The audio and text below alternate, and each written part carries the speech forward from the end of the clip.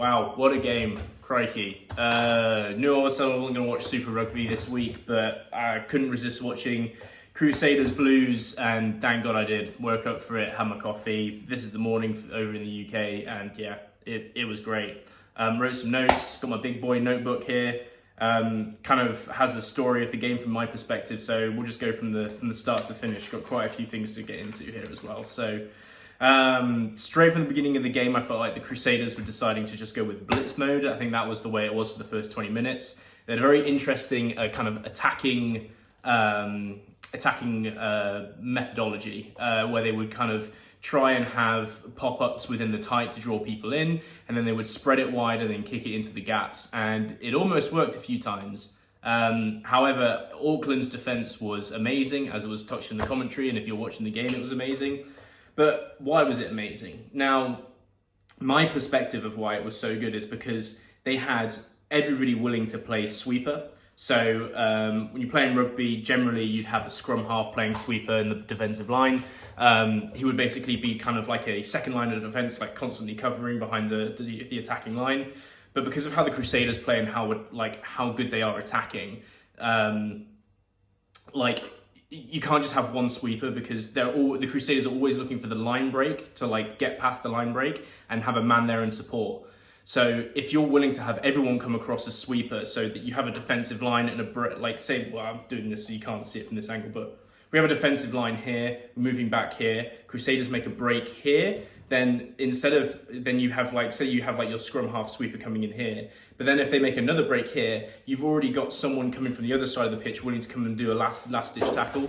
Organisationally, it's incredible, and I don't know how you organise it, but it really was really fascinating stuff. And usually with defensive teams, you think they're kind of boring because they're just stout, but this was fascinating because it's kind of like the a real bounce back against the Crusaders' ability to break out the line. So that was really good, and I think that was probably going on for the first 20 minutes of the game. Touched on the kicking with the Crusaders and using that to try and get past and break the line. I'd like to talk a little bit about the referee here. In all honesty, I think he had a bit of an embarrassing game. I will start off with the yellow that turned into a red. That was completely justified. Terrible challenge. Goes in way too high. Shoulder on Richie Mwanga's chin. And starts off as a yellow. TMO has a chance to review it. And it turns into a red. And then it's fully justified. So that was fine. I don't have a problem with that. For once, red cards with the referees. Don't have a problem with that. However, I think the referee just I don't know, he had so many decisions going against Auckland. He penalised the number 5 in Auckland for the first half for rolling out of a ruck and accidentally tripping a player out. Guy literally tackles someone and then he instantly rolls out the ruck, which is what you're meant to do, which is the legal thing to do to stop playing being held up. And it's not his fault if he rolls and then someone trips over him on the way into a ruck. He's just trying to get out of the way. I mean, he didn't roll backwards. He rolled to the side and tried to get out of the way as soon as possible. I think it's scrum time. The ref didn't have an idea what was going on, which is all too common. From anyone that plays in the front row, I'll give you an example, right? So I like physics, right? So we'll talk about physics, right? So anyone who's played in the front row knows, right, that say these are your two props coming into each other like this, come in for a scrum, and they even out like that. Now, if we're going into a scrum and the prop ends up like this, where their head is down on the floor and their ass is up, right, and the other prop is coming down here, more often than not, it's this guy, right, that can't hold the scrum. The reason being is because, if this guy's gone flat-footed, this guy can't hold the drive anymore. And instead of taking the force onwards and going backwards, he redirects the force into the ground by pushing his shoulders down and his hips up, which redirects this guy to go flat. Happened 2 or 3 occasions where the Blues props flattened out like this and Crusaders prop went up like that, and they got penalised for it. Hell, the Blues got penalised for having a too dominant scrum. They had a loose head, tight head for the Blues, goes into the scrum, loose head gets dominant, tight head also dominant, and then that's called wheeling. The Crusaders scrum is fully up in the air. I don't know. I didn't know what they had to do to kind of have a little bit more advantage.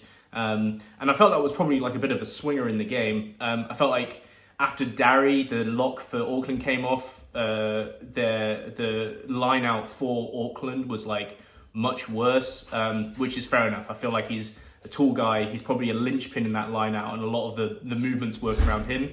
But they counteract it, I think, with the Blues having a lot more dominant scrum. But they weren't like rewarded for it because the ref didn't know what was going on at scrum time. And that kind of swung the tight area of the game in the Crusaders' favour. Crusaders' line out markedly better than Auckland's, but the Auckland should have been like rewarded for their better scrum, and they weren't. They were penalised for it. So that really annoyed me. Let's have a look at some of the other notes I've got here. Yeah, the defence was incredible by Auckland. Their turnovers constantly when they're in the first 22 for the first quarter of the game. Their defence was stout as hell. They really needed to just get some possession and get in the opposition half. The confidence, I said, is so ballsy from the Auckland defence and what they're doing in terms of just going for last-ditch tackles and that sweeper defence I've already talked about. Okay, let's move on to the next notes we've got here.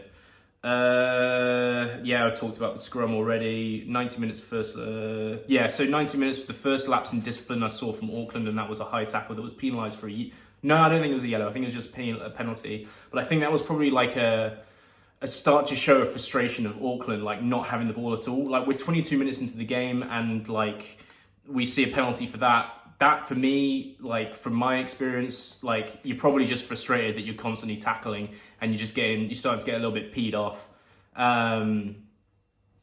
So let's talk fly halves. Richie Mwanga, first of all. Ooh, dude, I love that guy. He is a beautiful player to watch. His distribution and how he can sling the ball across the field, like his passes are just beautiful to watch. It's such a great distributor and decision maker, and his kicking is fantastic. And you don't want to compare the two fly halves for position for New Zealand based off this one game. Auckland are going to have a game plan. Crusaders are going to have a game plan. It's all down to the coaching staff probably deciding how they're going to play.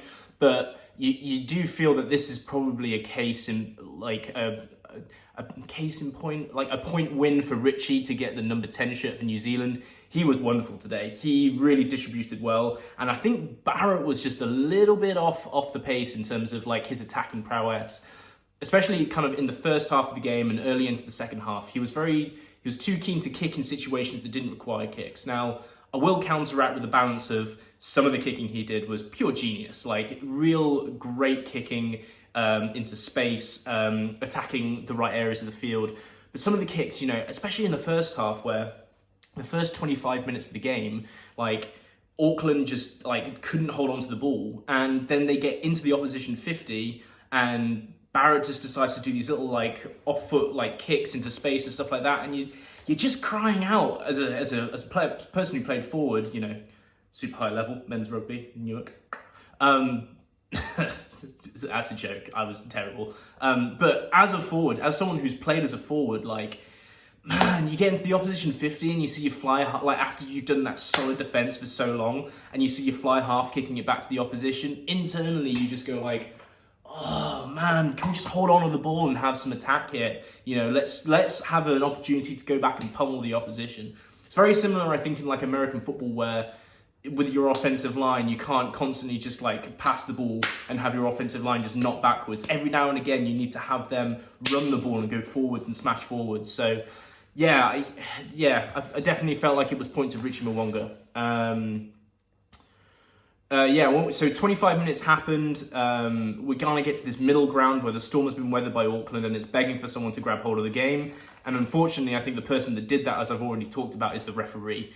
I think it's a real shame that you have 15 players on both sides of the pitch basically playing a perfect game up until the red card.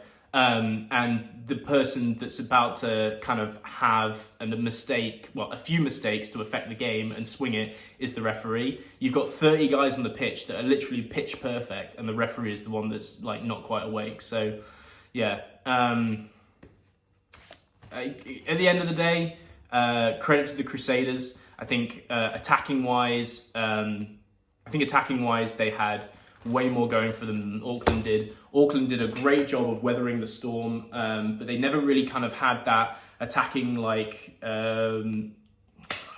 clinical finishing. They didn't have that attacking clinical finishing like the Crusaders did. The try in the second half by the Crusaders was just absolutely beautiful, and it really was kind of like a benefit of just taking not being so flat up against the line with the back line and just taking a step backwards, having some depth and getting it wide.